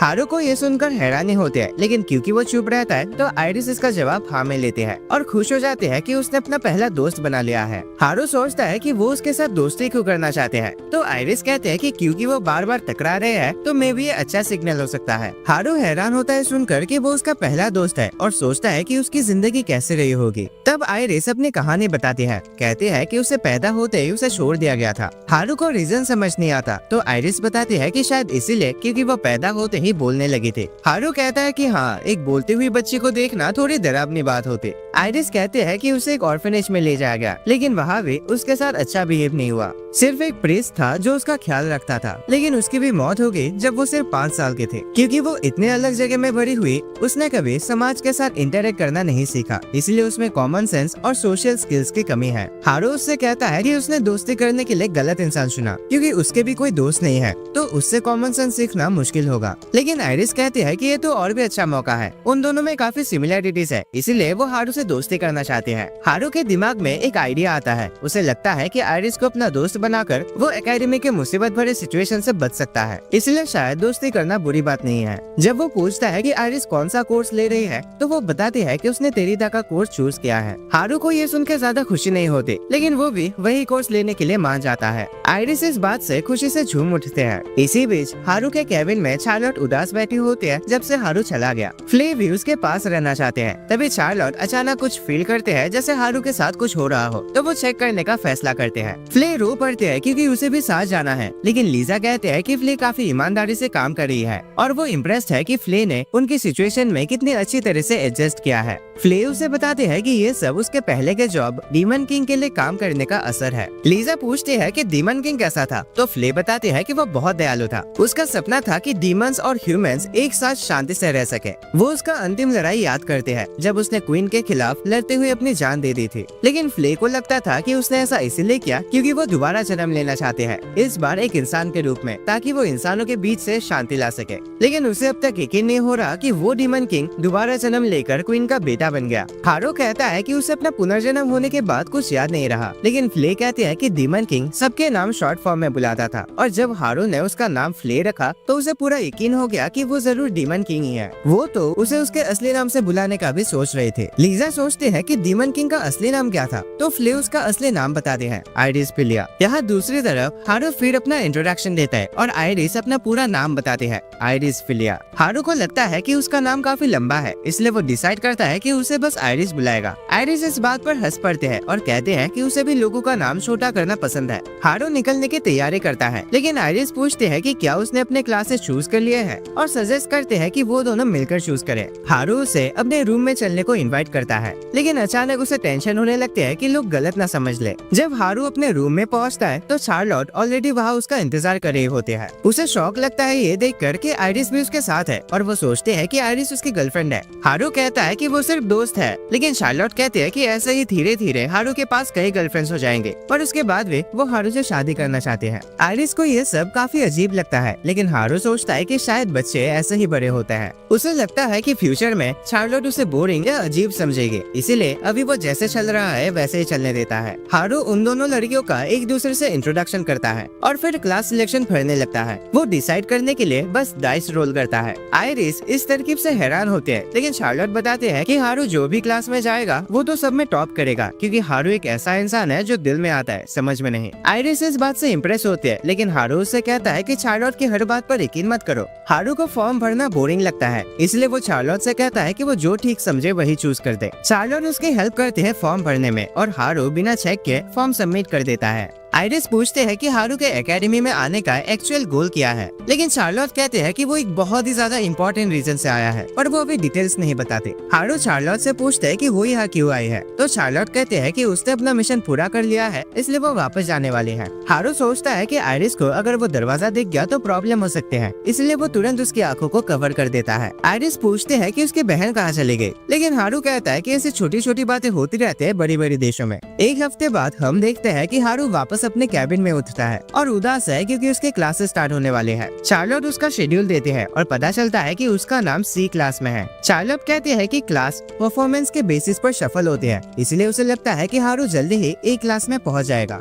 लेकिन हारू के दिमाग में कुछ और ही प्लान है। तभी उसके नजर पड़ते हैं उन क्लासेस के लिस्ट पर जो चार्लोट ने उसके लिए सिलेक्ट किए थे, सबसे एडवांस क्लासेस। चार्लोट सोचती थी कि बेसिक क्लासेस हारू के लिए बहुत इजी होंगे, इसीलिए सब एडवांस चूज की। हारू सोचता है कि ये उसके प्लान के लिए परफेक्ट है, क्योंकि दूसरे स्टूडेंट सोचेंगे कि वो ओवर कॉन्फिडेंट है और जब वो फेल करेगा तो उसे एकेडमी से बाहर निकाल दिया जाएगा। हारू अपने क्लास के लिए आइरिस के साथ निकलता है और आइरिस को यकीन ही नहीं होता कि हारू सिर्फ सी क्लास में है। वो खुद बताते हैं कि वो ए क्लास में है। जब हारू अपने क्लास में पहुंचता है, सब उसकी तरफ देखने लगते हैं और उसे याद आता है कि ये सब स्नाइडर वाले ड्रामे की वजह से है, इसीलिए वो एकदम लो प्रोफाइल रखने की कोशिश करता है। टीचर क्लास शुरू करता है और बताता है कि सी क्लास के स्टूडेंट्स दूसरी क्लासेस में ऊपर या नीचे जा सकते हैं, इसीलिए वो एक टेस्ट से शुरू करना चाहता है। हारू सोचता है कि एक अच्छा मौका होगा अपनी बेकार परफॉर्मेंस दिखाने का, लेकिन जैसे उसके हाथ में टेस्ट पेपर आता है उसे लगता है कि ये तो बहुत ही आसान है। वो सोचता है कि अगर सब गलत करेगा तो सबको समझ आ जाएगा कि वो जानबूझकर फेल हो रहा है, इसीलिए वो डिसाइड करता है कि वो बस 60% स्कोर करेगा। टेस्ट खत्म होने के बाद टीचर अनाउंस करता है कि सबका परफॉर्मेंस बहुत बेकार था, एवरेज स्कोर सिर्फ 20 था। टीचर को ये रिजल्ट देखकर हैरानी नहीं होती, क्योंकि बी क्लास का एवरेज भी सिर्फ 50 था, लेकिन हारू के स्कोर से वो चौंक जाता है। हारू सोचता है कि ये क्या हो रहा है, इतने आसान सवालों में दूसरे लोग इतने कम मार्क्स कैसे ला सकते हैं। टीचर उसे जीनियस कहकर तुरंत ए क्लास भेजने का फैसला करता है। अगले दिन हारू जब ए क्लास ज्वाइन करता है तो तुरंत आइरिस और लाउस उसे पकड़ लेते हैं। दोनों लड़ते हैं कि कौन उसके साथ बैठेगा। टीचर उन्हें डांट देते हैं सीन क्रिएट करने के लिए। टीचर अपना इंट्रोडक्शन देते हैं, उसका नाम है ओरेटोरिया। फिर वो एलिमेंटल थ्योरी का लेसन देना शुरू करते हैं। वो आइरिस को डेमोन्स्ट्रेशन देने के लिए बुलाते हैं और सब देखते हैं कि आइरिस के पास हर एलिमेंट्स की पावर है। ओरेटोरिया बताती है कि हर किसी का एक मेन एलिमेंट होता है और बाकी सब सेकेंडरी एलिमेंट्स होते हैं।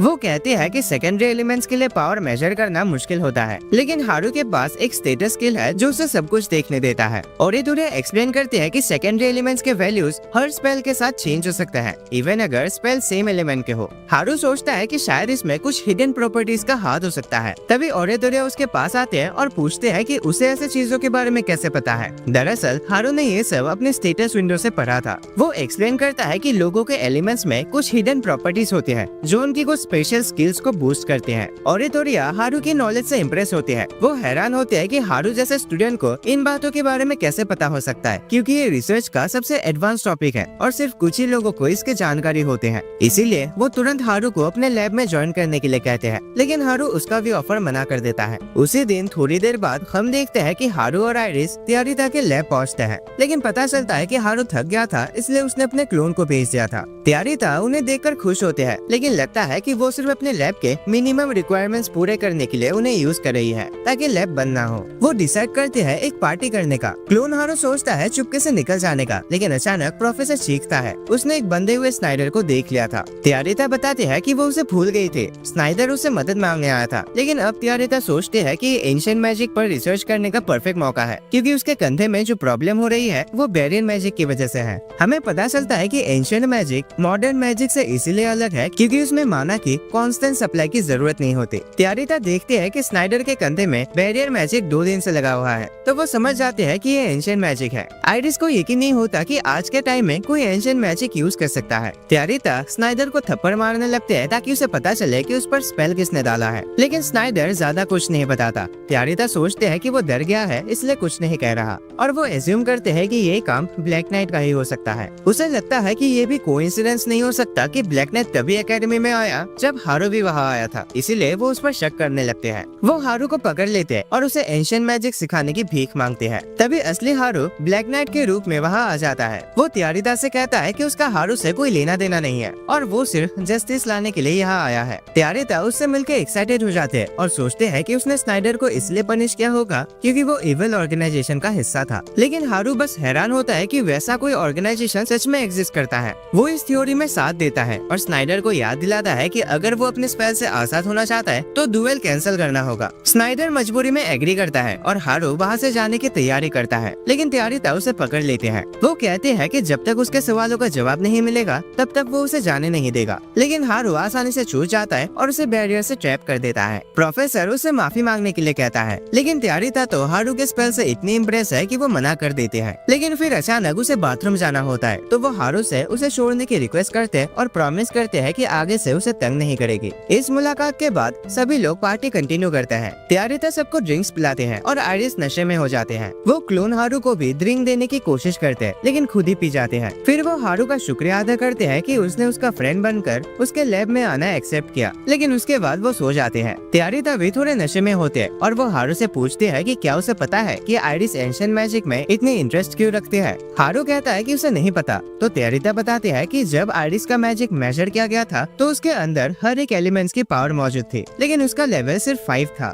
त्यारिता बताते हैं कि हालांकि आइरिस अभी ग्रो कर रही है, लेकिन उसका लेवल उसके एज के हिसाब से काफी कम है और ये हो सकता है कि आगे चलकर भी उसका लेवल ना बढ़े। इसीलिए उसका इंटरेस्ट एंशिएंट मैजिक में है, क्योंकि उस जमाने के लोगों के लेवल 100 से भी ज्यादा हुआ करते थे। उसे उम्मीद है कि शायद कुछ ऐसा मिल जाए जो उसके लेवल बढ़ाने में मदद करे। त्यारिता भी एंड में सो जाते हैं और क्लोन हारू डिसाइड करता है कि अब काफी रात हो गई है तो सब कुछ खत्म करके सो जाना चाहिए। इसी बीच हम देखते हैं कि स्नाइडर अपने महल में गुस्से में होता है क्योंकि उसे डुएल से पीछे हटना पड़ा। उसे लगता है कि इससे उसकी रेपुटेशन खराब होगी और अगर उसे फ्यूचर किंग बनना है तो ये बिल्कुल सही नहीं होगा। हमें ये भी पता चलता है कि उसके फादर ने क्वीन को गिराने के लिए उस इविल ऑर्गेनाइजेशन को ज्वाइन कर लिया है ताकि स्नाइडर को अगला राजा बनाया जा सके। स्नाइडर हारू को जीतने नहीं देना चाहता, इसलिए वो अपने असैसिन स्क्वाड को हारू और उसके दोस्तों को मारने का ऑर्डर देता है, लेकिन उसे ये नहीं पता कि उस पर नजर रखी जा रही है। असैसिन्स लैब के पास पहुंच जाता है और उन्हें लगता है कि सब सो रहे हैं। उन्होंने 20 से ज्यादा इलाइट फाइटर्स लाए होते हैं, इसलिए वो काफी कॉन्फिडेंट होते हैं कि मिशन सक्सेसफुल होगा। वो तुरंत लैब की तरफ दौड़ता है, लेकिन पता चलता है कि पूरी बिल्डिंग एक बैरियर से प्रोटेक्टेड है। असैसिन्स पूरे बिल्डिंग को चेक करता है, लेकिन सब कुछ कम्प्लीटली सील्ड होता है। एक आदमी ब्लेड से अटैक करने की कोशिश करता है, लेकिन इसमें कोई असर नहीं होता। अचानक एक दरवाजा दिखाई देता है और एक आदमी उसे देखने जाता है, लेकिन वो अंदर खींच लिया जाता है। कैप्टन अपने आदमियों को कहता है कि वो दरवाजे को डिस्ट्रॉय करे, लेकिन उनके स्पेल सिर्फ उसके अंदर एब्जॉर्ब हो जाते हैं।